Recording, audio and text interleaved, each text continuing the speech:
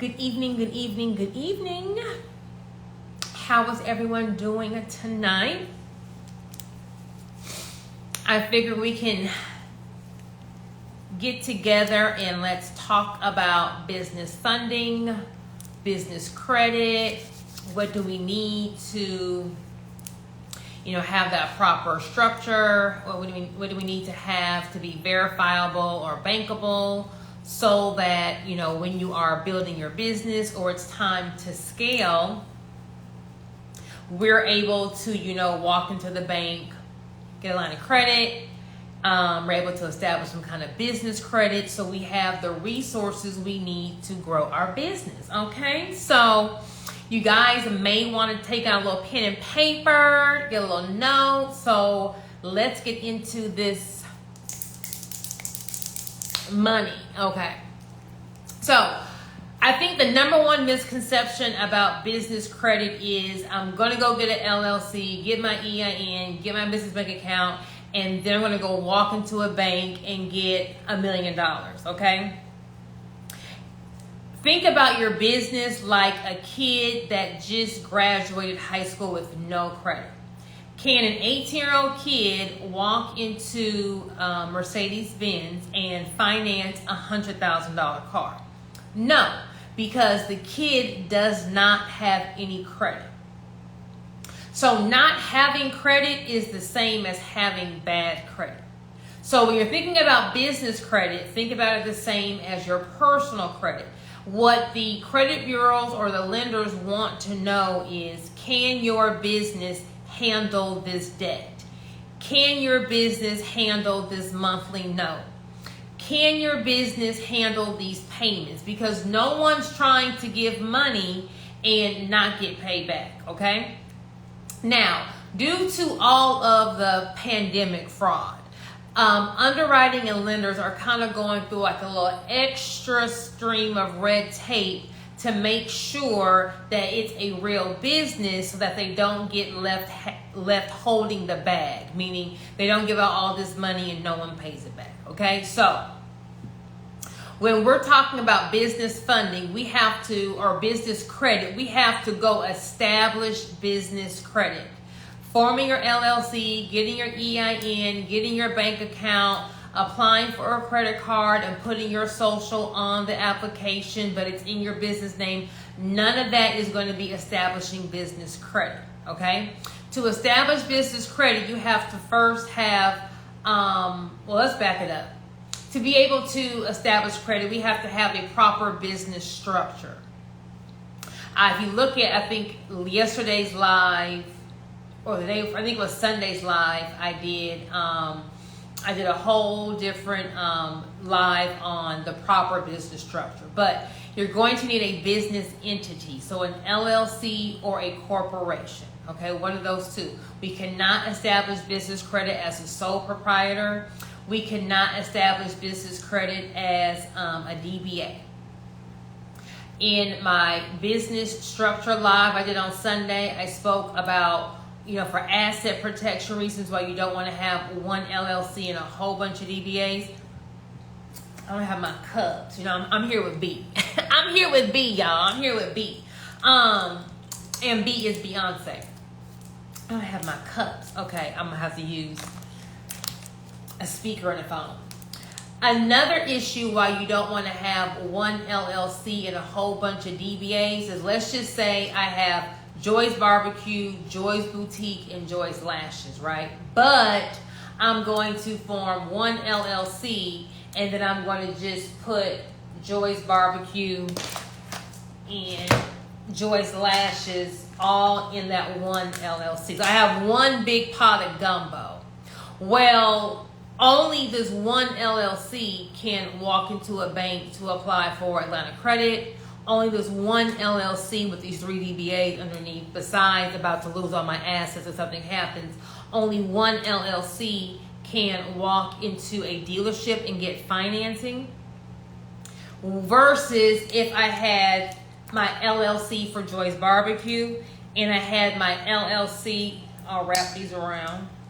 I had my LLC for Joy's Lashes and I had my LLC for Joy's Boutique. Now I have 3 different people walking into the bank, getting a line of credit. I now have 3 different people walking into the bank getting a loan. I now have 3 different people walking to the dealership getting a corporate van, a company car. Okay, so you want to make sure that every business that you're doing is a separate entity. So one, you have multiple streams or multiple ways to be able to, get funding. One way would be grants. I did a live last week on grants. I would have 3 different entities applying for the same grant. Maybe they like my barbecue grant proposal more than they like my boutique, right? That's giving me 3 additional opportunities to win the grant. So every business, for one, needs to be its separate entity, an LLC or a corporation. Your LLC or corporation has to be active, okay? No one is lending to an inactive LLC. If you have an inactive LLC, and an inactive LLC will be inactive at your state level. So every state requires you to file some kind of annual report. Some require you to pay a fee. If you don't pay that, they're going to make your status inactive. In underwriting now, post all this pandemic fraud, they're going to look up your LLC or your corporation to make sure that your state is saying that it's active. Okay, so we got to have our business structure. Now we got to make our business verifiable, meaning when the lender or the underwriter Googles your business, things are popping up. Now I go through all of this in detail in my one-on-one business credit coaching program, but I'm going to hit the hot spots for tonight, okay? So we need to, one, have a branded email address. If you go on my page, I'm doing all these memes on do not have Gmail. Gmail makes your business look professional. Someone's going to hop up here and say, no it don't, I've been using Gmail and I'm just fine. Baby, you may be just fine, but you are also just fine and unprofessional, okay? No real business is doing business with a Gmail account. It makes your business look like a side hustle. It makes your business look bootleg, okay? No professional business has a Gmail, a Hotmail, a iCloud, a Yahoo account.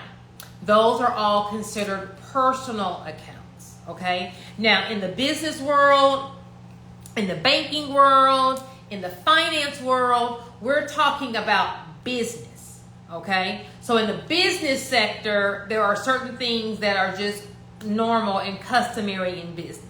Number one is going to be you need to have an active LLC or corporation. Number 2, we're going to have a branded email address. So info@yourbusinessname.com. Customer service at yourbusinessname.com. joy@yourbusinessname.com. Okay? If you are forming a business and trying to get money, either free money with grants, or if you're forming a business and you plan on walking into the bank to get some money, we need to look like we have a real business, okay? If you have a Gmail account, you are going to get denied funding because you don't have a real business, okay? I'm just going to shoot it to you. They're underwriting, but no, they're going to consider you high risk, red flag. Oh, high risk, no, Gmail. Now, if you want to get a branded email address, I have a little mini webinar that walks you through on my website. You can go to GoDaddy.com. Once you buy your domain name, so your www.whatever, yourbusinessname.com, you can then get your branded email address. I promise you, it's going to cost you about $2 to $3 a month. You have to pay for the year, so between $25 or $24 and $36 for your branded email address, okay? Well, I don't really have it. Well, baby, save up for it because you're going to be trying to apply for grants or you're going to be trying to get some business funding, and we have to look like a real and concise business, okay? So we have our entity structure. It's active. We have our branded email address. You're going to have a website. Maybe Outlook.com. No Outlook, no Yahoo, no Gmail. It has to be yourbusinessname.com. Anything else, no. Okay, so yourbusinessname.com. What's Walmart's email address? Walmart.com. What's Fashion Nova's email address? fashionnova.com. And when I say .com, it can be fashionnova.com, fashionnova.org, fashionnova.co, but it needs to be your business name, .something. You cannot use any other email provider. It's not professional.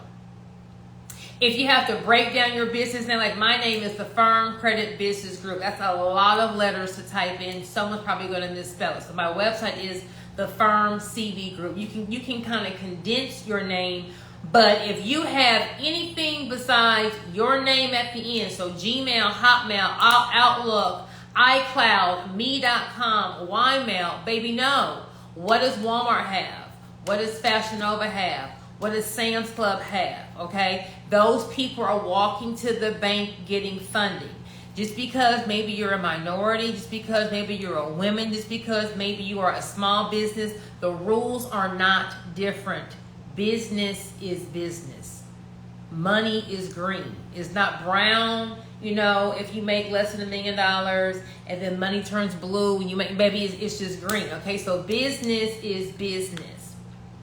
So that's why I harp on all these. I'm not trying to be, I'm not trying to be funny with it. I'm just saying, eventually you're going to want to walk into the bank, and we need to be able to have our stuff together, our ducks in a row to walk into the bank. So we have our active LLC or corporation. We're going to have our branded email address.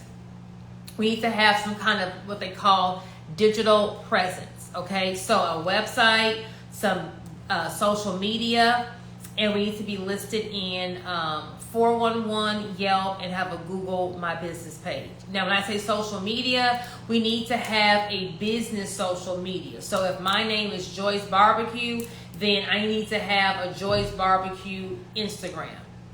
Now, I can post Joyce Barbecue Instagram on my personal Instagram, but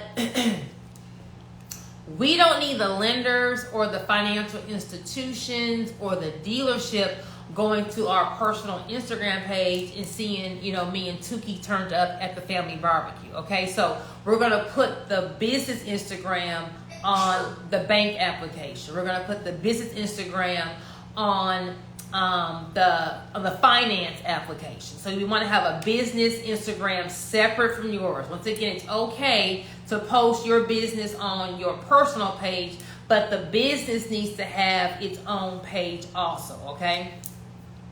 We need to have a logo, and the same logo needs to be on our website, that's on our business social media page, okay?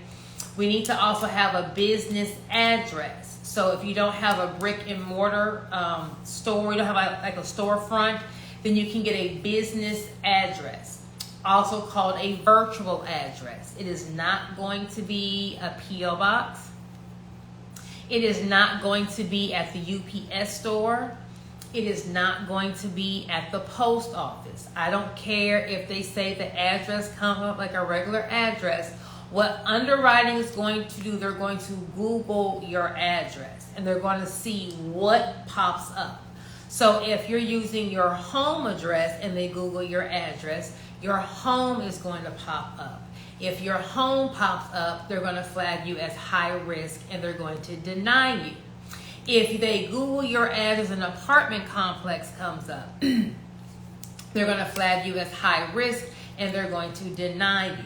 Okay, what needs to pop up is a commercial building.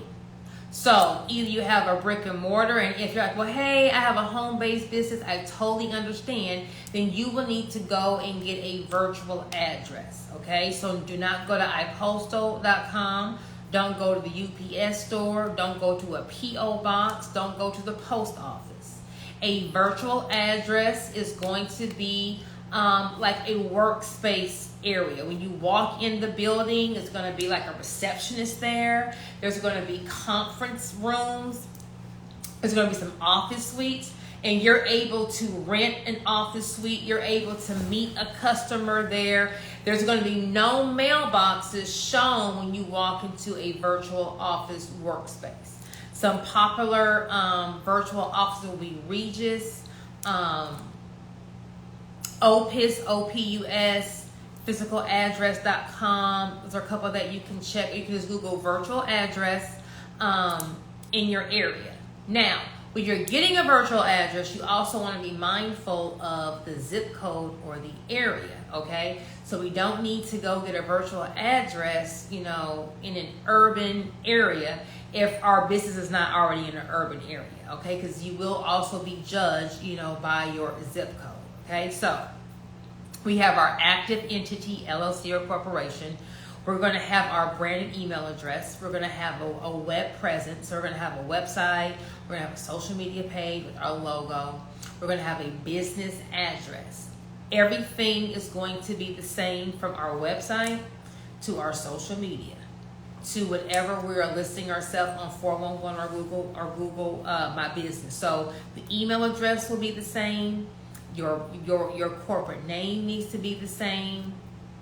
And your address needs to be the same, and your website needs to be the same on all these mediums, okay? So when we're talking about business funding, everything is going to deal with consistency. Now, you realize I haven't talked about a trade line, right?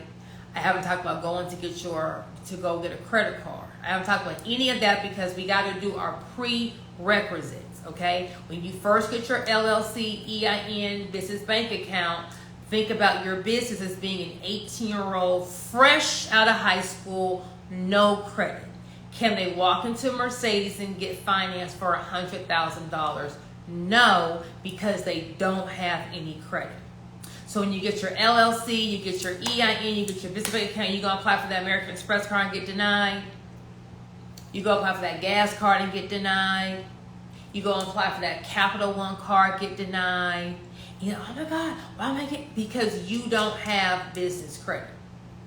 We can't even get to establishing business credit until we are considered verifiable. Okay, so these little prerequisites I'm talking about tonight, this is going to get us verifiable. Okay, if you want to go into depth, I do have a one-on-one business coaching program. You click the link in the bio. Now, once we are verifiable, now we can start the journey of building business credit. Building business credit is going to be similar to going through school.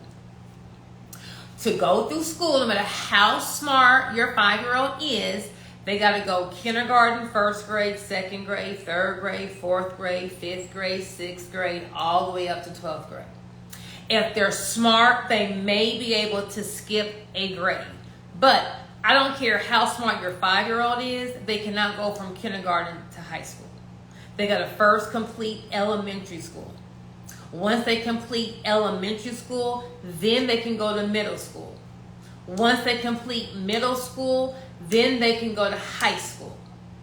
Well, it depends, middle school or junior high. We're going to just say that middle school, forget middle school. We're going to say elementary school, junior high, and high school. Those would be those 3 tiers of school. Some people don't have middle school. So, to get through elementary school, that will be like your tier 1 vendor. I'm sure everyone on this live has heard of a tier 1 vendor, has heard of a net 30 account, has heard of a Quill, a Granger. Who else is popular on the tier 1? Quill, Granger, the T-shirt club, Shirtsy. I'm sure everyone's heard of that, right? And so your first level of, baby, I went to trade lines. How are we gonna get on the trade line? Let me back up. We got our LLC, EIN, business bank account. Okay. Now we have our digital presence, our branded email address, our website, our business social media, and we're listed on Yelp, 411, Google My Business. Boom. Now there are 3 business credit bureaus. The largest business credit bureau is going to be Dun & Bradstreet. Then we have Small Business Equifax, and we have Small Business Experian. Okay, so for personal credit, we have TransUnion, Equifax, and Experian. So for business credit, we have Dun & Bradstreet, Small Business Equifax, and Small Business Experian. Dun & Bradstreet is going to be the biggest and most popular business credit bureau. Everyone's going to be pulling for your Dun & Bradstreet number. Now, in order to get a Dun & Bradstreet number, we have to first apply for a Dun & Bradstreet number at dnb.com. So that's D as in David, N as in Nancy, B as in boy.com. Once you get your LLC, EIN, and business bank account, you can then apply to get your DUNS number. It is free.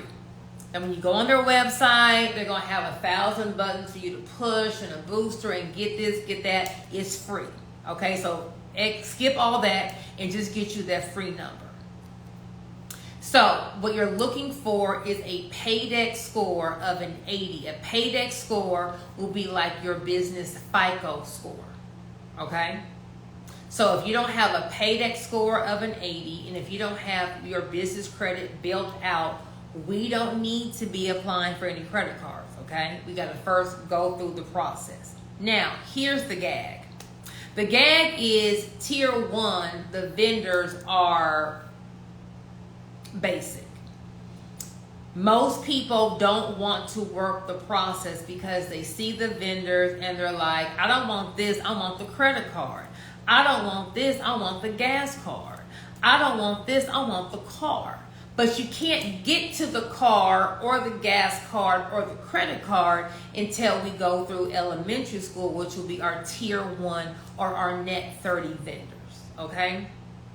So once you get your Dun & Bradstreet number, then you can apply because Small Business Experience and Equifax, they're going to use your EIN number. You already have that. What you need to do is get certain trade lines. In my program, I teach you how many to get, how to make the payments, all that good stuff. I'm going to kind of give you like a little condensed version tonight. You're going to get certain trade lines in the net 30 accounts. You're not going to like the net 30 accounts. They're whack, okay? So think about what products do I use at my home and what products do I use in my business that I can maybe buy on business credit. So maybe I'll stop buying my cleaning supplies, my paper towels, my toilet paper, maybe these office supplies. So notebooks, paper, pencils, pens. I won't buy that at Office Depot or Sam's Club or Costco. I'll buy it via a business credit trade line. So we got to get through tier 1, our net 30 account, which are going to be, these people will give you an account if you have a no business credit. You're going to have to purchase certain things from their website, and they're going to report those payments to the business credit bureaus. So you don't want to buy their stuff. You're only using them to get a business credit score.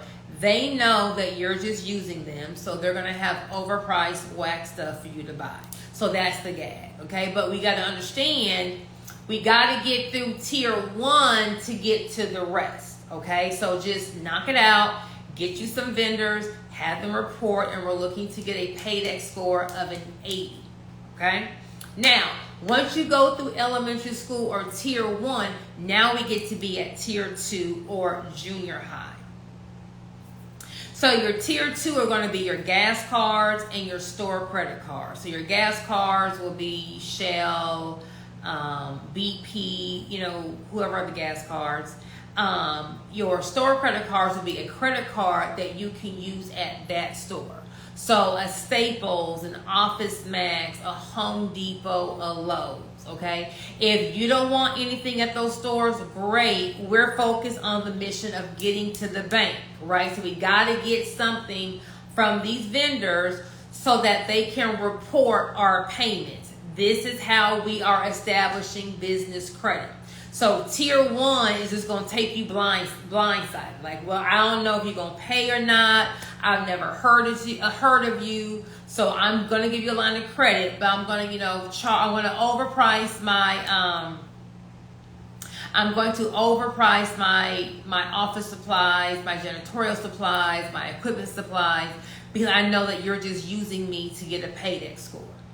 Once you get that paydex score, now we can go to our tier 2 vendors and get a gas card, or we can get a store credit card. Now, once you keep your paydex score at an 80 and we have our payments together, then now tier 3 or high school Well, now look at us. Tier 3 going to be your cash credit cards. Credit cards that you can use anywhere. So your American Express, your Capital One, your Chase. If you already have a cash credit card, but they ran your social, that's not reporting to your business credit report, even though your business name is on that credit card. If they ran your social, it is not business credit. Okay? So once you get through tier 1, tier 2, now we're at tier 3. Once you get there, that's going to be your cash credit cards. Okay, but tier 3 is looking to see your payments during tier 2. And tier 2 looking to see how your payments were at tier 1. Now, we cannot be late on our business credit payments. If you are late, though, it's not going to be as detrimental as personal credit. You know, personal credit, if you're late, it's kind of like, baby, just jump off the bridge. I mean, I'm kidding, but you know, I'm not, but I am. But I'm not, but I am. In business credit, if you're late on a payment, just make more orders and pay the next orders in that same tier on time, and the multiple on-time payments will kind of wash away that late payment. Okay, so it's a little more forgiving on late payments than it is for personal credit.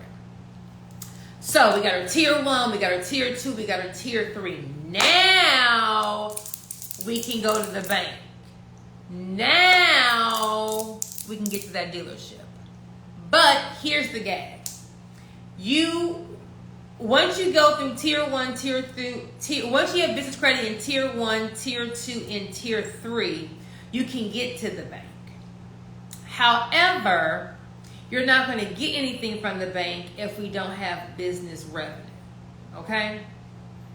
Now, you'll hear things about funding. You'll hear things about business credit. Get $100,000 in business credit. You know, business credit is the net 30 accounts. Business credit is the store credit cards. Business credit is the gas credit cards. Business credit is the cash credit card. All that is considered business credit. Okay, so if you're looking to buy, I don't know, vending machines or buy equipment or buy something that you can use your cash credit cards, your store credit cards, your gas credit cards, or one of these vendors, then all you got to do is have the information I told you before. If you are looking for money to go into your hand, so we're looking for a line of credit, we're looking for a loan, or we're looking to go give a dealership some money to go buy a car, that is going to be based on revenue. Okay? So you can do all what I'm saying. If your business does not have revenue, you cannot walk into a bank. Okay? Even if you want to do your alternative lenders, you gotta have business revenue. Okay? So number 1, I preach about putting cash in the bank, not trying to hide how much money you're making. Your business bank account, is your business resume. Reason number 1 is because they're going to ask you for your last 3 months of bank statements. Minimum requirements going to be $10,000 a month of business revenue. You can have no negative daily balances for the last 4 months. Little Kiki and them cannot, make you some quick little bank statements because they're going to give you a link and you have to log in via that link onto your online banking portal to pull up the bank statement. So the bank kind of already got your number. So before you even pay someone to make them bank statements, save your coins because that's not going to work. Okay? So if you're looking to walk out of the bank with some money in your hand, you need to have some revenue. I don't care where the revenue comes from. It just needs to get in that bank account. Okay? So if you maybe have some money saved in your personal account, if you have some money sitting over in a 401k, if you have some money in your mattress, I'm not judging you. But we need to start getting the money into the bank in a systematic way. Meaning, we're not about to go deposit $20,000 and you're gonna have and depositing $20,000 is not a normal banking procedure for your bank. Okay, you're about to have everyone looking at you. So, knowing that they're going to be pulling the last 90 days, I always believe in staying ready. I will start getting ready 5 or 4 months in advance in starting to get the money in the bank, making sure our revenue is in there. How much you're going to get from the bank is based on revenue. Revenue. So I don't want you to go out and, pay for 5 LLCs and get my business credit class because you about to go, get a $1 million loan to go open an apartment complex. Like, I shoot it real. That's not going to happen. So don't get my business credit program if you don't have revenue and you don't plan on making any revenue. I can get you to the bank, but the bank is going to look at your last 90 days of bank statements. Okay? So we need to have at least a minimum of $10,000 of revenue. So if you work on now, I don't know how much your revenue is, but get into the process of having either a bank deposit day or a bank deposit day. So on Monday, Wednesday, and Friday, I go to the bank, or on Friday, I go to the bank. All the cash you receive in your business, especially if you're a cash-heavy business, if you do lashes, nails, hair, makeup, you're a barber, you're a masseuse, you do massages, all that, a lot of those people pay you cash. Put the cash in a shoebox in your room. Don't put that cash in your pocket and then run to Walmart and get the kids snacks and run to the mall right quick, because you're not getting credit for the money that you're making. Think about everyone during COVID. Like, how many businesses had the income, but they couldn't show the income. See, in business, it's business. Business has rules A, B, and C.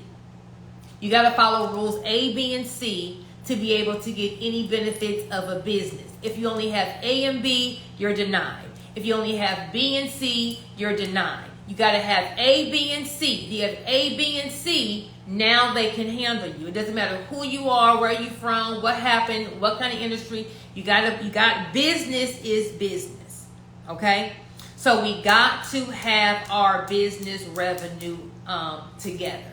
And no negative bank balances, ending balances in the last 4 months. And that means at the end of the day, our balance was below zero. Now, when it comes to banking revenue, they're going to be looking at how much money is left in the bank. Can that cover the car note? So if I'm trying to go to the dealership, I'm trying to, go lease or finance some company vans, right?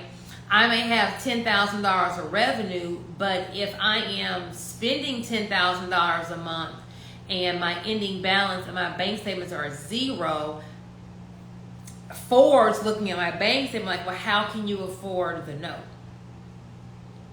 So what the financial institution is going to be looking, besides you having X amount of money in revenue, they're looking at your ending daily balance.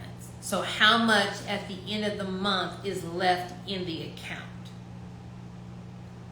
If right now we are robbing Peter to pay Paul and Mary, I get it.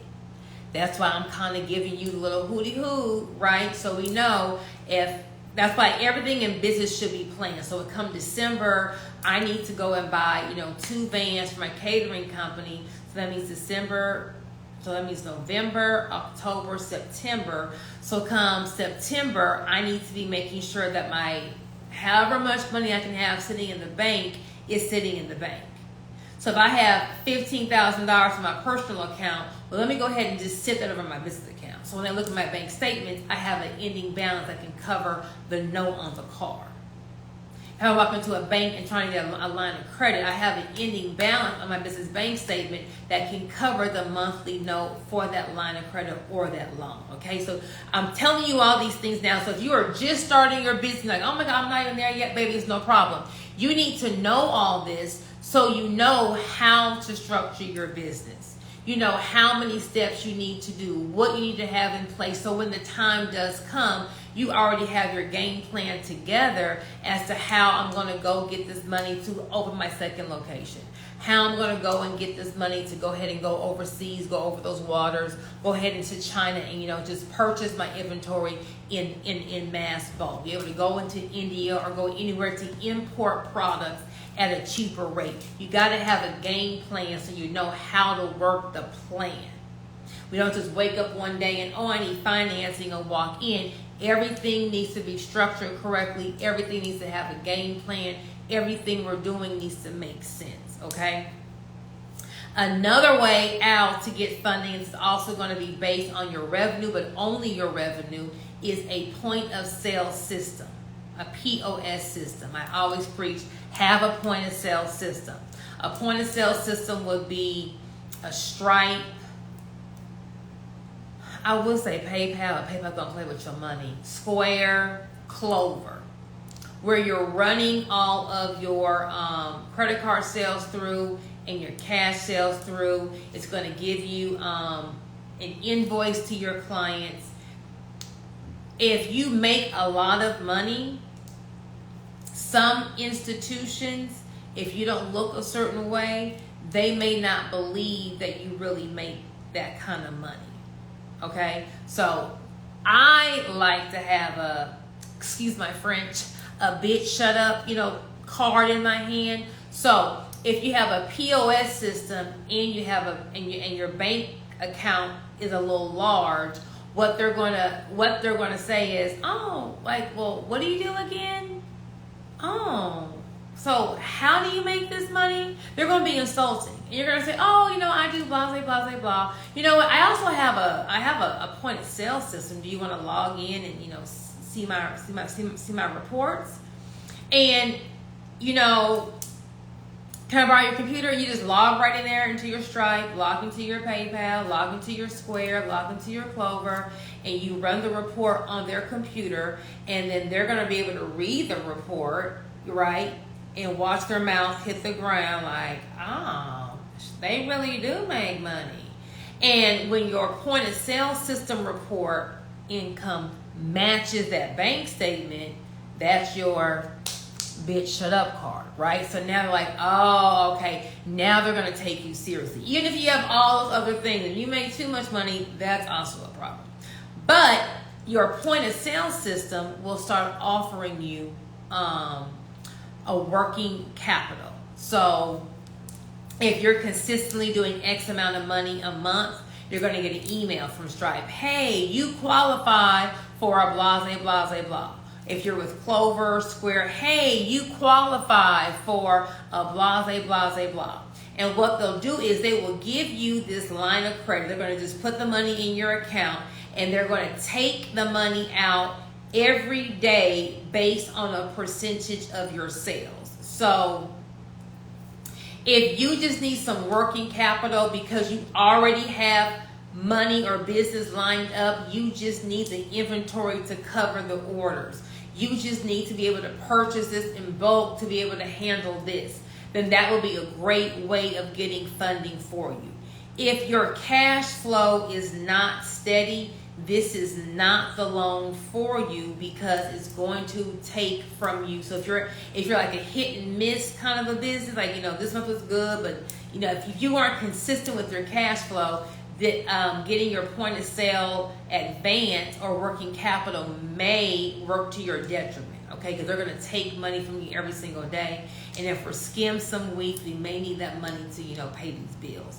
But if you have a heavy cash flow, like, hey, I'm consistent with what I'm making, boom, boom, boom, that's another way of accessing capital, is having a point of sale system. So if you don't have a point of sale system, I would definitely look into that. Number one, to verify how much you're making so the banks can see I'm really making what I'm making. Number two, it's just professional for you to be able to give all your clients like a receipt. Number three, you want to be able to have a system that's going to report all of your numbers, not just credit card sales.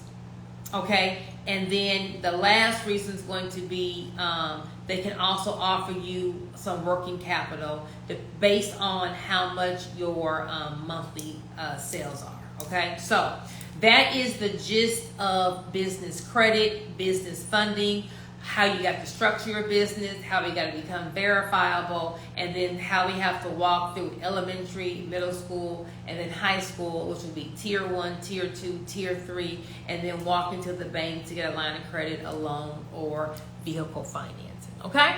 So I hope this live kind of broke everything down, maybe answered some questions, maybe helped you understand exactly what you need to do, how to do it, and why you need to do it. You know, a lot of times people feel like, you know, business credit is mysterious. I don't understand. I'm applying for all these things. I'm getting denied. So maybe you now understand the different steps you need to take, you know, to be able to get either, you know, some lines of credit or to get some money for your business. If you're interested in a one-on-one program, I have a link in my bio. Or you can DM me, you know, business credit, and I'll text you that link.